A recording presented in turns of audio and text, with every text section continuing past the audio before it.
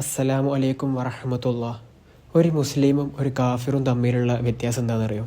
ഒരു പേരുകൊണ്ട് മുസ്ലിമായ വ്യക്തി അദ്ദേഹം 5 നേരം നിസ്കരിക്കുന്നില്ല എന്നുണ്ടെങ്കിൽ അദ്ദേഹം കാഫിറാണ്. ഇത് റസൂൽ സ്വല്ലല്ലാഹു അലൈഹി വസല്ലമ പറഞ്ഞിട്ടുള്ള കാര്യമാണ്.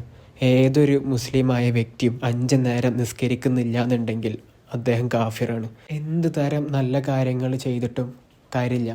നിങ്ങളിപ്പം ചാരിറ്റി കൊടുക്കുന്നുണ്ട്, അല്ലെങ്കിൽ നാട്ടുകാർക്ക് വേണ്ടി നല്ലത് ചെയ്യുന്നുണ്ട്, മാതാപിതാക്കളോട് നല്ലപോലെ പെരുമാറുന്നുണ്ട്. പക്ഷേ റസൂൽ സ്വല്ലല്ലാഹു അലൈഹി വസല്ലമ പറയുന്നുണ്ട്, 5 നേരത്തെ നിസ്കാരമാണ് ഒരു കാഫിറിനെയും അതേപോലെ ഒരു മുസ്ലിമിനെയും വേർതിരിക്കുന്നത്.